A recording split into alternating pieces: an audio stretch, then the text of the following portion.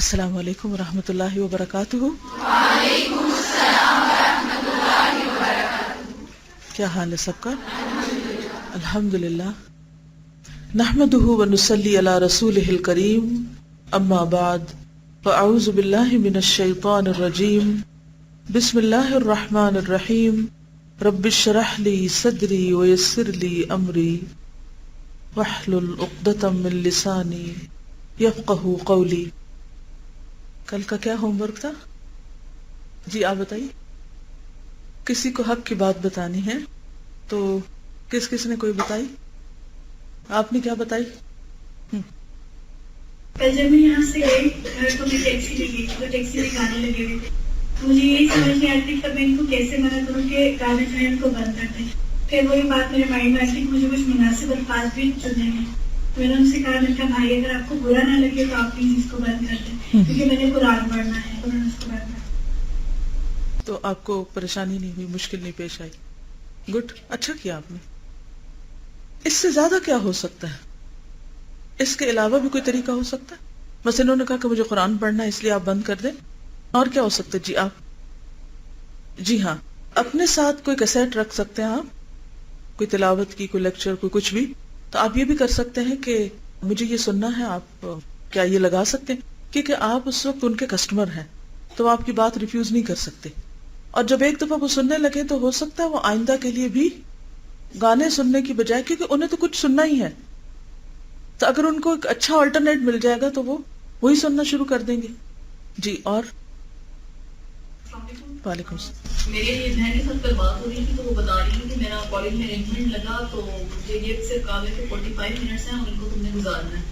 تو میں نے کہا کہ آپ نے پھر کیا کیا نا اتنے ٹائم میں؟ انہوں نے بتایا کرتی کہ بس میں بیٹھی تھی، میں بھی ان کا منہ دیکھتی تھی اور ایک دوسرے کے ساتھ یہ سلسلہ ہمارا جاری تھا. میں نے کہا کہ آپ نے ایک بات سیکھی اور بہت میری تو تبدیلی آئی کل کے لیسن سے کہ ہمیں خیر کی بات جو ہے نا اگر ہمارے پاس ہے تو ہمیں سے آگے پہنچانا ہے. تو آپ کو نا تھوڑا سا ان پہ نالج پہ ان کو تھوڑا سا بتا دینا چاہیے تھا، باری ٹائم نہیں جانا. لیکن اچھا انہوں نے بتایا تھا، انشاءاللہ میں پوری کوشش کروں گی کہ جب میرا ارینجمنٹ ہے تو میں اس کے بڑے اچھے طریقے سے جو ہے وہ مینیج کروں. جی تو اس میں آپ بتائیے کہ اس سے زیادہ آپ کیا کر سکتی تھی، یا ان کو مشورہ دیجئے اس سے زیادہ یہ کیا کر سکتی تھی. انہوں نے بہت اچھا کیا، ایک چیز انہیں پتہ چلی اور انہوں نے آگے کنوے کی. جی آپ بتائیے. جی ان کو آپ کوئی بک ساتھ ہی سجیسٹ کرتی کہ مثلا آپ اس بک کا یہ چیپٹر شیئر کر سکتی ہیں اگر آئندہ اگر کبھی آپ کے ساتھ ایسا ہو. یا جو الہدا میں چھوٹے چھوٹے پمفلٹس ہوتے ہیں نا مختلف ٹاپکس پہ، اگر آپ دیکھیں تو سٹال پر ہوں گے، جیسے درود شریف کے بارے میں ہے، ان حالات میں کیا کریں، فجر کی نماز کے لیے کیسے بیدار ہوں، زبان کی حفاظت، جمعے کے فضائل وغیرہ وغیرہ. اسی طرح صرف الہدا کے نہیں اور جگہوں کے بھی آپ کو ایسے پیمفلٹس ملیں گے. تو کچھ نہ کچھ اپنے بیگ میں ایسا ایکسٹرا رکھا کیجئے کہ جو آپ کسی کو جب مشورہ دیں تو ساتھ ہی اس کو کوئی چیز بھی دے دیں کہ آپ اس کو اپنے بیگ میں رکھیں، کیونکہ بہت بھاری بھاری چیزیں اٹھانا مشکل ہوتی ہے. مثلا اگر آپ انہیں کہیں کہ آپ اپنے بیگ میں دوائی شافی رکھا کریں تو اس سے کیا ہوگا، وہ نہیں رکھ پائیں گی کیونکہ ہیوی کتاب ہے، وزن میں بھی اور الفاظ میں بھی. اور کیا ہو سکتا ہے؟ جی میرے فادر لا کی اچانک مجھے طبیعت خراب ہوئی تو صبح خیر ہم گھر میں ہی تھے، ان کو یورین بیگ بھی لگا ہوا تھا، کافی تکلیف تھی. تو میں نے جب فجر پڑھی تو مجھے ایک دم یہ خیال آیا کہ پتہ نہیں وہ نماز پڑھ رہے ہیں یا نہیں، پتہ نہیں مجھے پڑھی جائے گی بھی یا نہیں. تو میں تھوڑا ڈر بھی رہی تھی کہ میں نے کہا وہ کہیں گے میں اتنی تکلیف ہوں تو مجھے نماز پڑھ رہی ہوں. تو میں ان کے پاس گئی تو پہلے میں نے ان سے پوچھا کہ میں آپ کو دبا دوں اگر آپ کو درد ہو رہی ہے؟ تو کہتے نہیں. تو میں نے کہا آپ نے نماز پڑھی ہے؟ کہتے نہیں. تو میں نے کہا پھر ایسا کریں آپ نماز پڑھ لینا تو آپ کو ریلیف ہو جائے گا. تو کہتے ہیں کہ نہیں میں جس طرح یورین آ رہی ہے میں تو صاف نہیں ہوں. تو میں نے کہا کوئی بات نہیں، اللہ تو دیکھ رہا ہے. تو پھر کہتے ہیں میرا تو منہ ادھر اور کعبہ ادھر ہے، مطلب بالکل اپوزٹ تھے. تو میں نے کہا کوئی بات نہیں، ہم آپ کو بھی مطلب ہلا نہیں سکتے، بیڈ کو کچھ نہیں کر سکتے، تو آپ جیسے جس حال میں آپ پڑھ لینا.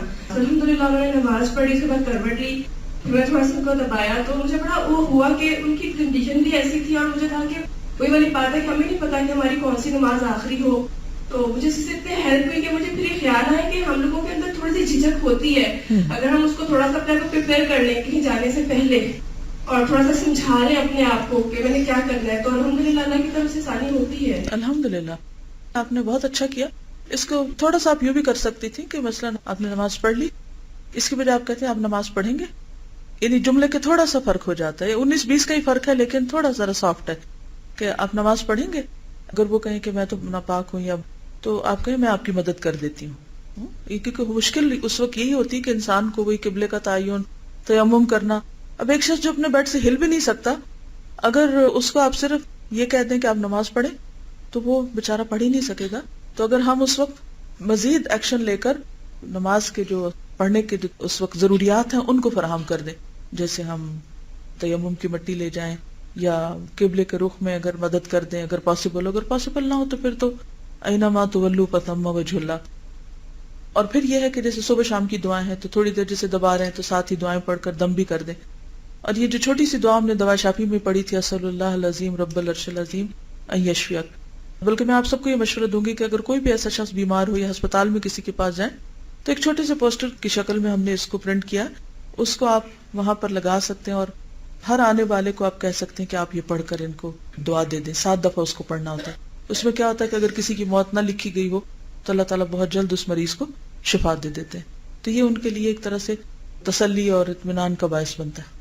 کوئی اور اپنا کوئی ایکسپیرینس شیئر کرے گا؟ جی جی میرا بڑا بیٹا جو ہے وہ 8 ایئرس ہے اور وہ بہت باتونی ہے. اور کل کا جو میں نے لیکچر پڑھا تو مجھے بہت احساس ہو رہا تھا کہ ہمیں بہت فضول باتوں میں یا اس طرح کی یوز لیس ٹاک میں ٹائم ویسٹ نہیں کرنا چاہیے. تو وہ کل ویسے ہی لگا ہوا تھا باتیں کرنے ادھر ادھر کی, تو میں نے اسے یہ سمجھایا کہ دیکھو جو فضول باتیں ہوتی ہیں ان کا کوئی فائدہ نہیں ہوتا. اگر اسی ٹائم میں تم تھوڑا سا اللہ کا ذکر کر لو, مثلا چھوٹی سی بات الحمدللہ یا سبحان اللہ کہہ لو, تو تمہیں دیکھو فائدہ ملے گا, اس کا آخرت پہ کتنا تمہیں ریوارڈ ملے گا. اور جو تمہارے اینجلز ادھر بیٹھے ہوئے ہیں اس کو ریکارڈ کریں گے. تو جو تم مثلا مجھے کسی کارٹون کی اسٹوری بتا رہے ہو یا کوئی اور باتیں میرے ساتھ کر رہے ہو, تو اس کی جگہ تم کوئی کنسٹرکٹیو اللہ کی کوئی بات کر لو. آپ نے ذکر کا سکھایا, یہ بھی اچھا ہے, لیکن اس موقع پر ایک اور چیز بھی آپ سکھا سکتے ہیں, اور وہ یہ ہے کہ آپ اس کو کوئی اور اچھی بک ریڈ کرنے کے لیے دیں اور اسے کہیں کہ اب اس کو ریپروڈیوس کرو میرے سامنے, اس کو بتاؤ. کیوں؟ اس لیے کہ بچوں کا ایک لرننگ ایج بھی ہوتی ہے نا, اور اس میں ان کو ایکسپریشن بھی چاہیے ہوتا ہے. اگر ہم بالکل ان کو خاموش کر دیں, ذکر ضرور سکھائیں, ذکر بھی ان سے ضرور کروائیں, بلکہ بہت چھوٹے بچوں سے ذکر شروع کرائیں, لیکن اس کے ساتھ ساتھ یہ کہ ان کو کمیونیکیشن سکلز بھی سکھائیں. اور اس کا طریقہ کیا ہے کہ مثلا اگر آپ سے وہ ضد کریں کہ وہ انہوں نے ضروری کارٹون دیکھنے, تو اگر آپ ان کو ایک ریسٹرکٹڈ ٹائم میں تھوڑا الاؤ کرتے ہیں, اس کے بعد آپ کہیں کہ اچھا مجھے بتاؤ کیا دیکھا. جب وہ دیکھ لیں گے کہ کیا دیکھا, یا تو ساتھ بیٹھ جائیں اور اسی وقت بتائیں, یا پھر یہ کہ جب وہ بتانے لگیں گے تو پھر آپ ان سے کوشچن کریں. مثلا وہ کہیں کہ میں نے دیکھا کہ کارٹون میں گھوڑا اڑ رہا ہے, تو آپ کہیں گھوڑا اڑتا ہے. پھر اگر وہ کہیں کہ یہ ایسا ہوتا ہے, تو پھر آپ ان سے نا چھوٹے چھوٹے کوشچن کر کے, ایک تو ان کا دماغ کھولے گا, کریٹیکل انالیسس کر سکیں گے خود بھی, آئندہ دیکھتے ہوئے آپ کے یہ کوشچن جو ہیں وہ ضرور ان کو ہٹ کریں گے, اور ان کی آنکھیں کھل جائیں گی کہ جو ہم جھوٹ کا پلندہ دیکھ رہے ہیں اس میں اس کا کچھ فائدہ نہیں ہے. اس کے بجائے وہ حقیقت پر مبنی چیزیں جو ہیں وہ کریں گے. کیونکہ عام طور پہ لوگ اس میں یہ جسٹیفیکیشن دیتے ہیں کہ بچوں کو تخیلاتی ہونا چاہیے, اور ایسی ساری چیزیں جو ہوتی ہے اگرچہ جھوٹ ہے مگر تخیل میں اضافہ کرتی ہیں یا انسان کو زیادہ سے زیادہ بہتر سوچنا سکھاتی ہیں, ان کا ذہن وسیع کرتی ہیں. لیکن میں سمجھتی ہوں کہ جو چیز بھی جھوٹ پر بیسڈ ہے اس میں کوئی خاص فائدہ نہیں ہے. اس سے بہتر ہے کہ انسان ان کو بہتر آلٹرنیٹ دے. جی وعلیکم السلام. کل نا ایک لڑکی ہے یعنی سے میری بات ہو رہی تھی, ان کی شادی پلان کر رہی ہے وہ, تو سوٹ پہ ان کی بات ہوئی کہ آئی وانٹ ٹو بائی, اور بہت اچھا مہنگا سوٹ تھا, تو 1 لاکھ 2 لاکھ تک کا نا. میں نے انہیں کہا کہ ایسا کریں نا کہ میری خالہ تھی اور ان سب کی شادی ہوئی, سوٹ ایسی پڑے ہوئے نا. تو وہ پہلے سوچنے لگی نا کہ ہاں باقی میری بھابھی کا سوٹ بھی ایسی پڑا ہوا ہے, مجھے بتایا میں نے ڈیزائنر سے بنوانا ہے, مجھے بتایا میں کیا کروں گا. میری عادت ہے کہ میں اپنی ڈائری میں نا جو بھی لوگ مجھے پتہ لگتے ہیں قرآن پڑھنے میں اور اس طرح کا کام کر رہے ہیں, کوئی ڈیزائننگ میں ہے, میں ان کے نام اور پتے ان کے نوٹ کر لیتی ہوں نا. تو وہ میں نے اس کو نکال کے میں نے کہا یہ ڈیزائنر ہے, بہت اچھی ہے, تم اس سے بات کرو, یہ تمہیں بہترین گائڈ کرے گی کہ کس طرح سے ہے. اور آئی ڈنٹ ٹیل ہر کہ وہ قرآن پڑھتی, لیکن میں نے کہا کہ تمہیں بتائے گی کہ کس طرح سے تم اس کو ڈیزائن کرو, اور تمہارا جتنے بھی شوق ہیں سارے وہ تمہیں بتا دی. کہتی ہاں ٹھیک ہے. مطلب کہ ہم بتاتے ہوئے اس لیے گھر والے میں علم نہیں ہوتا, آلٹرنیٹس میں پتہ نہیں, آلٹرنیٹ نہیں پتا ہوتے. کیونکہ جب لوگوں کو بہتر آلٹرنیٹ دے دیے جائیں تو اس سے کیا ہوتا ہے کہ وہ اس برائی سے بچ جاتے ہیں جس میں وہ اپنے لا علمی اور جہالت کی وجہ سے پڑے ہوئے ہوتے ہیں. کیونکہ جہالت ایک ایسی چیز ہے کہ جس کی وجہ سے انسان اپنے آپ کے ساتھ دشمنی کر رہا ہوتا ہے انجانے میں. اور اس سے زیادہ خطرناک چیز کیا ہو سکتی کہ کوئی شخص اپنا خود دشمن بن جائے. تو اگر آپ کسی کو بھی یہ بتائیں گے نا کہ دین کو نہ جاننے کا نقصان کیا ہے، اپنے ساتھ دشمنی. جیسے دنیاوی امور میں بھی اگر ہم نہیں جانتے، بس اگر مارکیٹ کا ریٹ نہیں ہمیں پتا اور ہم ایسے شاپنگ کرنے چل پڑتے ہیں، تو کیا کر رہے ہیں؟ اپنے ساتھ دشمنی. اگر ہمیں نہیں پتا کہ ہماری بیماری کے لیے کون سا ڈاکٹر یا کون سی جگہ زیادہ مفید ہے اور ہم ایسے کسی کے پاس جا پہنچتے ہیں، تو اس میں بھی نقصان ہو سکتا ہے. تو جس چیز کے بارے میں ہم نہیں جانتے اس کو کرنے میں اپنا ہی نقصان ہوتا ہے. تو آپ سب نے نوٹ کر لیا اپنے پاس پوائنٹ کہ ہم نے جتنی بھی خرابیاں ہو رہی ہیں، مثال کے طور پر ہم نے جو پہلا مشورہ تھا کیسٹ دینے کا، that was also an alternate. اس کے بعد دوسرا آلٹرنیٹ کیا بتایا تھا ہم نے؟ کارٹون کی کہانی کا آلٹرنیٹ کوئی اور اچھی کہانی، کنسٹرکٹیو، کوئی ہسٹوریکل ہو سکتی، کچھ بھی ہو سکتا ہے. اور کس کا کیا آلٹرنیٹ بتایا تھا؟ Pamphlets and books. تو ایکچولی اگر آپ نوٹ کریں تو آپ کسی بھی چیز کو اگر ہٹانا چاہیں گے، کیونکہ ایسی چیزیں لوگوں کی سپورٹ بنی ہوئی ہے نا، لوگ ان کے اوپر ریکلائن کرتے ہیں، تو اگر آپ وہ نکال دیں گے تو گر پڑیں گے، تو وہ کبھی آپ کی بات نہیں سنیں گے. تو آپ کیا کریں؟ وہ نکال کے دوسرا کوشچن دے دیں. جی. ہمارے گھر کے سامنے ایک خاتون رہتی ایجیٹن، اور ان کا ایک ہی بیٹا تھا، اس کی ڈیتھ ہو گئی. تو میری ساس کہنے لگی کہ مجھے تھوڑی دیر کے لیے ان کے پاس جانے کی ڈیڈ باڈی کی تصویر ڈیولپ ہو کر آئی ہیں، اور وہ بہت روئی. تو تھوڑی دیر کے بعد میں ان کے پاس گئی تو میں نے پوچھا کہ آپ کیا کریں گے، سنا ہے آپ کے بیٹے کی تصویریں آئی ہیں. اور انہوں نے سمجھا رہی تھی. میں نے کہا دیکھیں آنٹی، یہ جو تصویریں ہیں کہیں کہ میرے بیٹی کے پاس بھیجنی، اور میں نے دیکھ کے ہر وقت روتی رہتی ہوں. تو میں نے کہا آپ ایسا کریں کہ آپ ان تصویروں کو جتنی جلدی ہو سکتا ہے انہیں بھجوا دیں، اور اس کے بعد یہ کریں کہ اپنے ٹائم کو تھوڑا کنزیوم کریں. آپ کبھی کبھی میرے ساتھ الوداع آ جائے کریں اگر آپ کا آنے جانے کا کہیں نہیں ہے سلسلہ. تو کہنے لگی نہیں، مجھے ہوتا ہے کہ گھر کا کہ کوئی پیچھے سے گاؤں سے آ جائے یا کیا. میں پھر فوراً گئی گھر، اور جا کے میں کیسٹ لے کر آئی، اور پھر انہیں میں نے لگا کے دی. اور پھر مجھے یہ خدشہ ہوا کہ ہو سکتا ہے کہ وہ کیسٹ کو بیٹھ کے سنے نہ ہو یا کچھ اس طرح. پھر تھوڑی دیر کو میں نے ان کے پاس سوپ لے کے، میں نے کہا آنٹی یہ میں نے بنایا تھا، اب آپ پیئیں اور بیٹھ کے سنیں گی، آپ کو بہت مزہ آئے گا. تو اگلے دن مجھے کہنے لگی کہ ایسے کرو کہ مجھے نا تھوڑی سی اور کیسٹیں لا دیا کرو، مجھے لگتا ہے کہ جیسے میرے ساتھ کوئی بیٹھا بات ہی کر رہا. الحمدللہ. ایک کیسٹ ہے، صبر بہت ضروری ہے. اگر ایسے موقع پر اگر آپ یہ ٹاپک دیں، کیونکہ بہت پہلے مجھے ایک خاتون ملی تھی اور ان کے بھی اسی طرح کسی عزیز کی ڈیتھ ہو گئی تھی اور بالکل صبر نہیں کر پا رہی تھی، تو کسی نے ان کو یہی کیسٹ لا کر دی. تو کہتی ہے اس دن سے میری زندگی تبدیل ہو گئی، پورا پرسپیکٹو چینج ہو گیا. تو بہت ضروری ہے کہ ہم لوگوں کی مدد کریں اور ان کو اس موضوع سے متعلق، کیونکہ اگر ہم رینڈملی کوئی بھی دے دیں گے، ویسے تو دے سکتے ہیں قرآن سے متعلق کوئی بھی چیز، لیکن اگر موقع کی مناسبت سے دیں گے تو اس کا فائدہ کیا ہوگا کہ وہ ہیلنگ جلدی ہوگی. جیسے اگر صحیح دوا جلد مل جائے تو کیا ہوتا ہے؟ جلدی فائدہ ہو جاتا ہے. کوئی اور؟ جی، میں اسٹاپ پہ کھڑی تھی تو وین کا ویٹ کر رہی تھی، وین تھوڑی لیٹ ہو گئی تو بچہ بھی میرے پاس کھڑا ہوا تھا. اس نے مجھ سے پوچھا کہ ٹائم کیا ہوا ہے. میں نے اسے ٹائم بتایا تو پھر میں نے اس سے باتیں کرنا شروع کر دی. میں نے پوچھا کہ کیوں پوچھا ٹائم؟ اس نے کہا بس کا ویٹ کر رہا ہوں. تو میں اسکول کا نام پوچھا، اس طرح میں نے اسے انٹروڈکشن لیا. نام اس کا حمزہ سے 8 کلاس میں پڑھتا تھا. تو میں نے اس سے کہا کہ تمہاری ہابیز کیا ہیں؟ کہتا کہ ہاکی کھیلتا ہوں اور بکس پڑھتا ہوں. تو میں نے کہا بکس کیسی پڑھتے ہو؟ پھر اس نے مجھے 1-2 بکس کا نام بتایا. پھر اس نے مجھے بتایا کہ میرے پیپر ہو رہے ہیں. تو میں نے کہا اچھا، پیپر کی تیاری کیسے کرتے ہو؟ پھر اس کی بات کرنا شروع ہو گئی. تو پھر اس نے مجھے بتایا کہ جب میں پیپر کرتا ہوں تو پیپر کرنے سے پہلے بسم اللہ پڑھتا ہوں اور پھر میں اللہ سے دعا کرتا ہوں کہ اللہ میری مدد کیجیے گا. میں نے کہا اچھا ٹھیک ہے، یہ تو تم بہت اچھا کرتے ہو، لیکن میری ایک بات یہ بھی یاد رکھنا کہ اس بات کو ساری زندگی بھولنا نہیں ہے. کسی بھی موقع کوئی مشکل آئے، کچھ بھی ہو، اس بات کو اپنے ذہن میں بٹھا لو. کہتا ٹھیک ہے. پھر میں نے اسے کہا کہ میں تمہیں کچھ بکس دوں گی تو تم پڑھو گے. اچھا جی میں پڑھوں گا. تو پھر میں نے اسے ٹائم لیا. میں نے کہا ٹھیک ہے، تم تھرسڈے کو یہاں پہ اتنے بجے آ جانا، میں تمہیں کچھ چیزیں لے کے آؤں گی تو پھر میں تمہیں دے دوں گی. تو مجھے بہت خوش ہوا، مجھے بھی بہت خوشی ہوئی کہ اس طرح سے کسی یہاں ایک اور چیز بھی ہو سکتی تھی. مثلا کسی کے ذہن میں کچھ آ رہا ہے مزید کیا ہو سکتا تھا؟ اور یس، امتحان کا لفظ کوئی بولنے تو صحیح، فوراً آخرت کی طرف لے جایا کریں، ایک اڑان لگا کے وہاں پہنچایا کریں لوگوں کو، کیونکہ امتحان سے بہت زیادہ ہم ریلیٹ کر سکتے ہیں اپنے آخرت کی کامیابی ناکامی کو. اور کسی موقع پہ ہم سنجیدہ نہیں ہوتے کچھ سوچنے کے لیے. چلیے ٹھیک ہے. کل کا بچا ہوا لیسن صفحہ نمبر 250 تیسرا پیراگراف. یہاں یہ سمجھ لو کہ انسانوں میں کچھ لوگ ایسے ہوتے ہیں جن پر شہوات کا تسلط ہوا کرتا ہے، یعنی خواہشات اور ڈیزائرز میں دبے ہوتے ہیں، اور غیظ و غضب کا بادشاہ بالکل مغلوب اور مقہور ہوا کرتا ہے.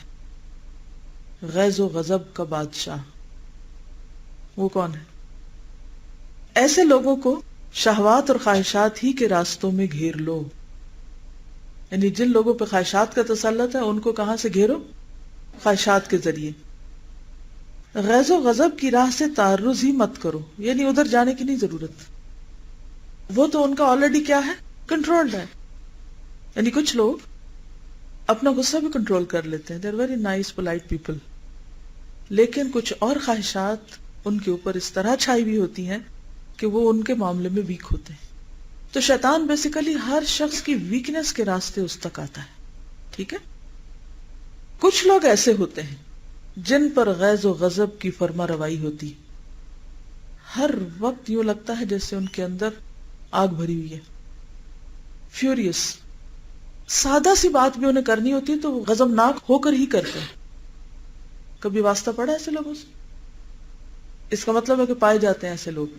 یعنی بعض اوقات ایسا ہوتا ہے، ہو سکتا ہے وہ ہم ہی ہوں، میں خود ہی ہوں.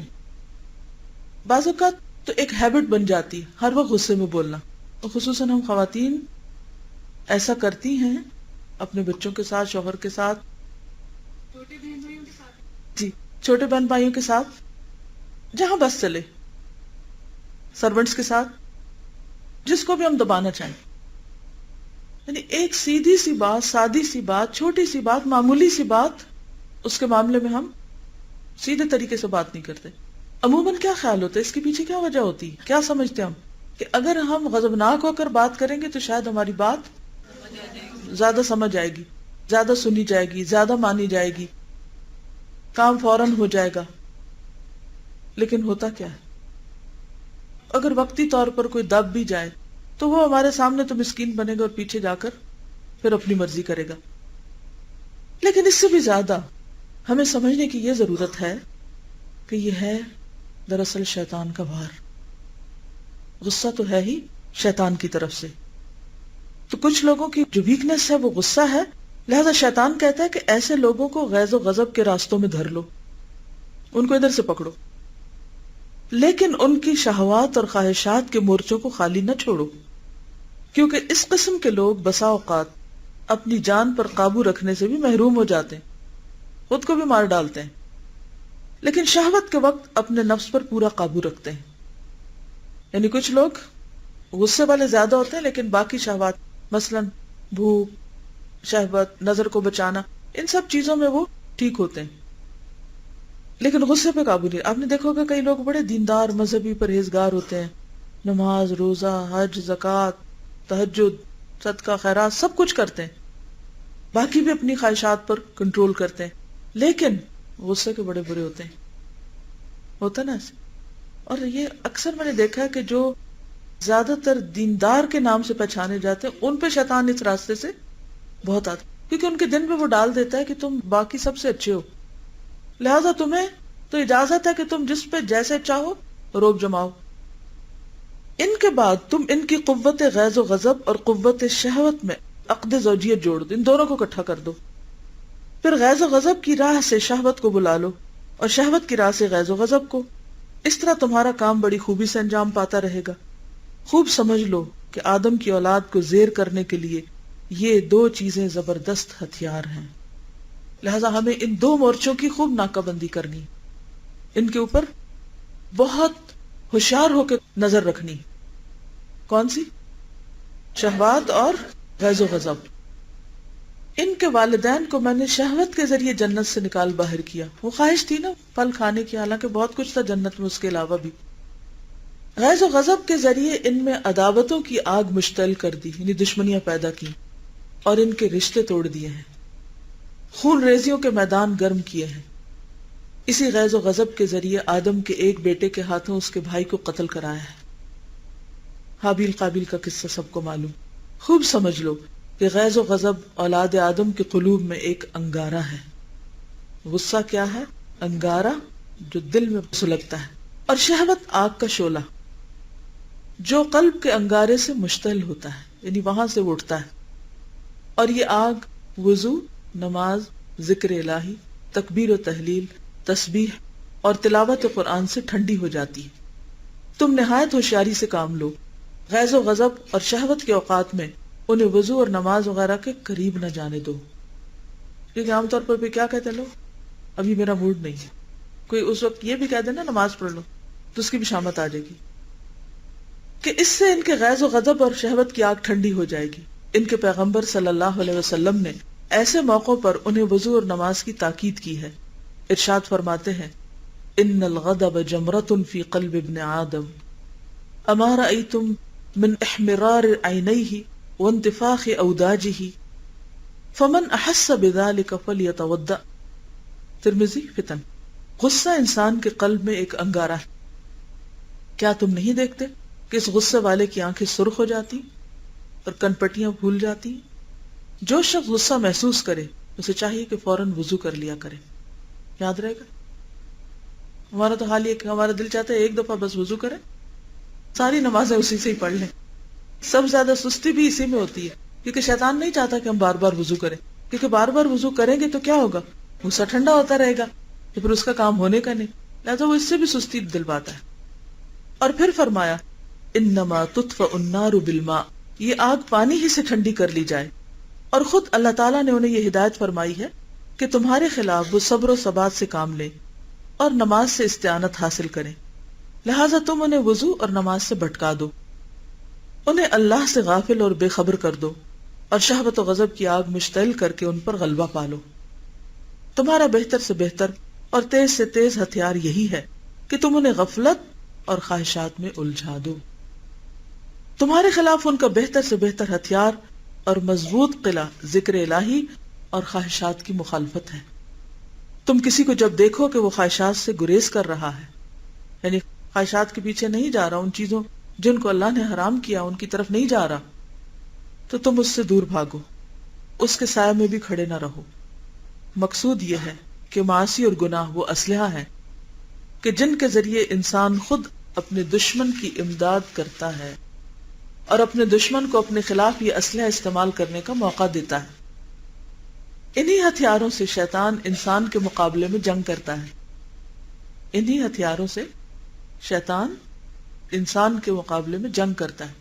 اور جاہل بے سمجھ لوگ خود اپنی جان کو ہلاک کرنے میں شیاطین کے مددگار بن جاتے ہیں. کسی شاعر نے کیا اچھا کہا ہے، ما یبلغ الاعداء من جاہل ما یبلغ الجاہل من نفسہ. جاہل سے جس قدر امداد اس کے دشمنوں کو پہنچتی ہے، اس قدر امداد ایک جاہل خود اپنی ذات سے بھی نہیں پاتا. کیا مانا؟ جاہل جہالت کر کے اپنے دشمنوں کو کیا فراہم کر دیتا ہے؟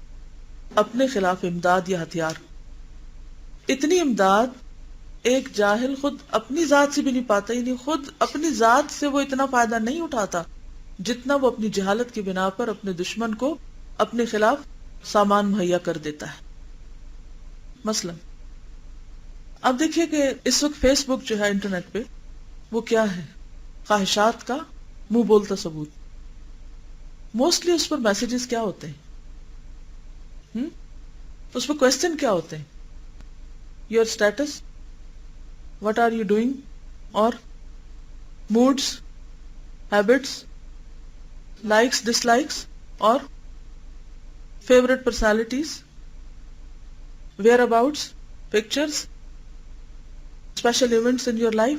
اب آپ خود سوچیں، یہ سارا کچھ آپ کس کو فراہم کر دیتے ہیں؟ پوری دنیا کو، اپنے ہاتھ سے. کیا یہ عقل مندی کی بات ہے؟ کہاں گئی آپ کی پرائیویسی؟ کہاں گئے وہ حجاب؟ اللہ نے حجاب صرف کپڑے کی شکل میں نہیں رکھا، ان چیزوں کا بھی ایک حجاب ہوتا ہے. کوئی عقل مند انسان اپنے موڈ کا اشتہار دنیا بھر میں نہیں دیتا، کیونکہ وہ گلوبل سائٹ ہے نا. پوری دنیا کو یہ نہیں بتاتا کہ میں اس وقت بورڈ ہوں، یا میں غصے میں ہوں، یا بہت خوش ہوں، یا میں آئس کریم کھا رہا ہوں. سلی لو قسم کی بیکار باتیں اس پر لکھی ہوتی اور لوگ شوق سے نہ پڑھ رہے ہوتے. اس سے کیا فرق پڑتا ہے کہ کس کا موڈ کیسا ہے؟ یہ کون سا علم نافع؟ یہ تو شہوت کے راستے سے ہم اپنے خلاف دشمنی کر رہے ہیں. لیکن کوئی اور مثال دیجئے جہالت والی. جی شابش. کم علمی میں کوئی بات بغیر تحقیق کے بات آگے کر دینا، اس سے کیا نقصان ہوتا ہے؟ آپ دوسروں کو اپنے خلاف ایک حجت دے دیتے ہیں. آج کل ایک بہت رواج ہے میسیجز فارورڈ کرنے کا، ہے نا؟ اور بہت سے لوگ لا علمی میں غلط میسیجز آگے سے آگے فارورڈ کرتے رہتے ہیں. مثلا ہو سکتا ہے آپ کو کوئی میل آئی ہو یا ایس ایم ایس ہو جس پہ لکھا ہو کہ اگر آپ یہ اللہ کے 5 نام دیکھ لیں اور ان کو آگے بھیج دیں تو آپ کو شام تک خوشی مل جائے گی. مثلا مجھے ایگزیکٹ میسج یاد نہیں، مگر اس قسم کے میسج بھی بہت آج کل گھوم پھر رہے ہیں. جب ہم چھوٹے ہوتے تھے تو اس وقت ایک خط آیا کرتا تھا، کس کا؟ شیخ احمد کا. اور اس وقت کوئی فوٹو اسٹیٹ نہیں ہوتی تھی. اس وقت کیا ہوتا تھا؟ ہاتھ سے لکھنا. اور کتنی دفعہ لکھنا ہوتا؟ کوئی 13 کوئی 50 اتنی دفعہ لکھنا ہوتا. اور لکھ لکھ لکھ لکھ کے لوگ مر جاتے تھے. اور اس خط سے اتنا ڈرتے تھے کیونکہ لڑکیاں اسکول میں ایک دوسرے کے بیگ میں ڈالتی تھی.